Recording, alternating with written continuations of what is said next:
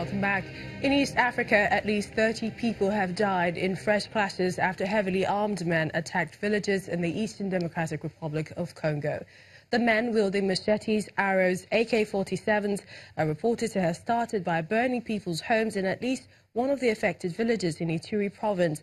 The violence is believed to be the latest in a series of ethnic clashes, which has left more than 100 people dead since December.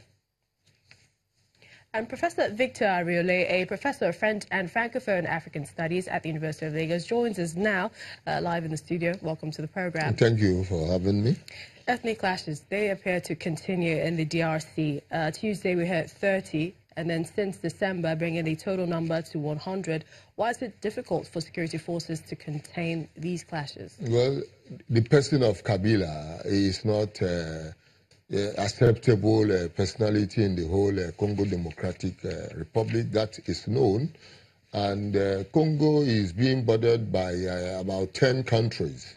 And such bordering countries or neighboring countries are not helpful in getting Congo Democratic to be stable. So pockets of security issues will come here and there now and then. In fact, since I was born, I know Congo Democratic has never been peaceful. So it seems Africa know what to do, but they don't want to really stabilize the Would you blame the African country. Union? Would you blame those pockets of countries around it? Yeah, well, the pockets of country around Congo Democratic ought to help. But for now, they seem to be eating, they seem to having their resources, you know, from Congo Democratic Republic in terms of their riches and their finances and their economic buoyancy. Seems to be coming from Congo Democratic Republic. So they don't seem to help in getting the place stable, you know, except Tanzania, that is a bit okay, that is not disturbing a lot, Congo Democratic Republic, and which country again, I would say Sudan, which is Southern Sudan, as of today, they are having their own problem. And the other place you can talk of some Zambia, a bit helpful to them.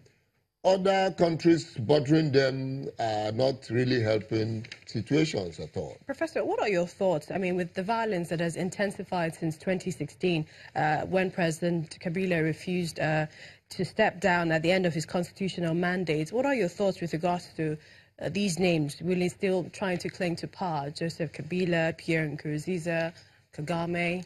Well, it's like buying a nation. The father struggled to get Congo Democratic back from Mobutu Sese Seko. That everybody knows.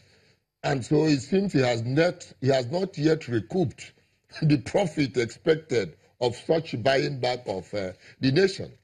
The whole Congo Democratic people were not happy exactly about what is going on during Mobutu time, Mobutu Sese Seko. And the father, Desire Kabila, came to rescue them, in quote.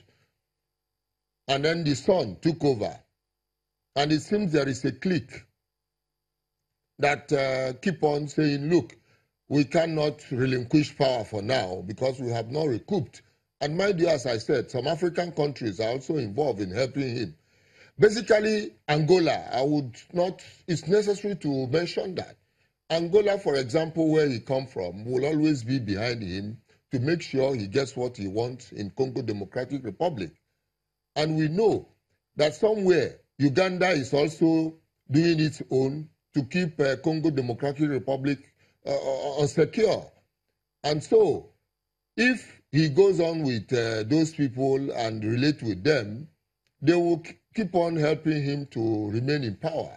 Unless they remove their hands from everything Congo Democratic Republic and get it set as a correct nation. We also heard recently that the exiled opposition leader, Katumbi, says he will return home by June to lodge his candidacy for presidential election in December.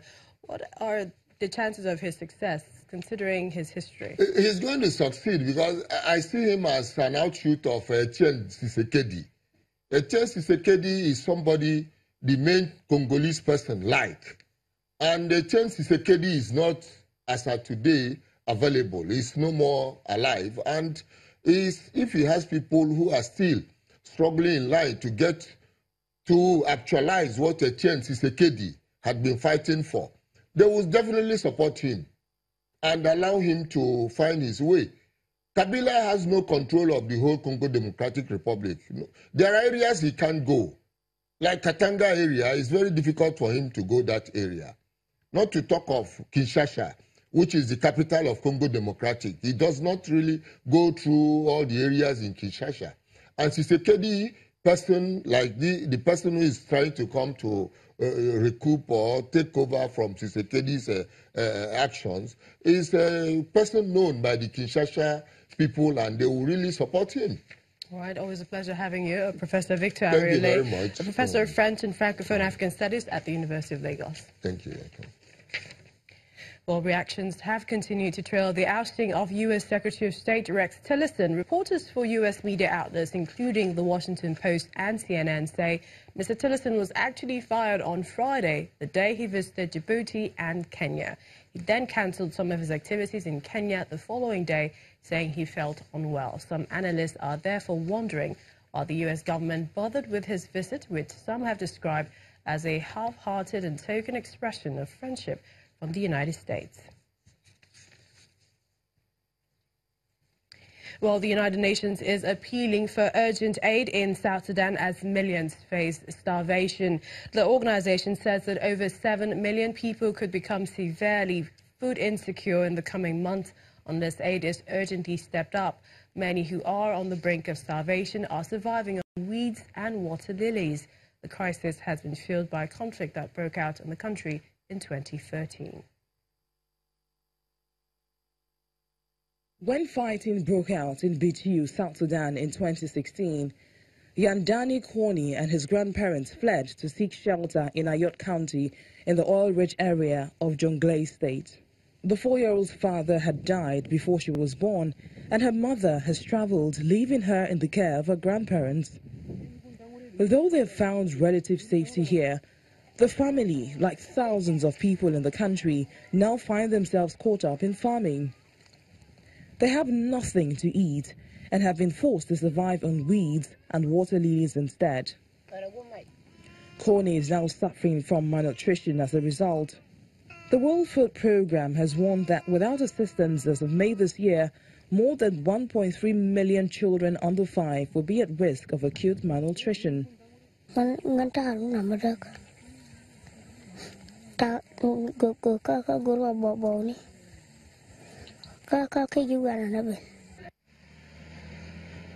The disaster is largely man-made. Oil-rich South Sudan plunged into civil war in 2013 after President Salva Kiir fired his deputy Riek Machar. Since then, fighting has fractured the country along ethnic lines, inflation has sharply increased the war, and drought have paralyzed agriculture. UN officials say almost 2/3 of the population will need food aid this year to stave off starvation and malnutrition as aid groups prepare for the toughest year on record. And that's how we wrap up Network Africa at this time. Many thanks for watching. I'm Millicent Walker.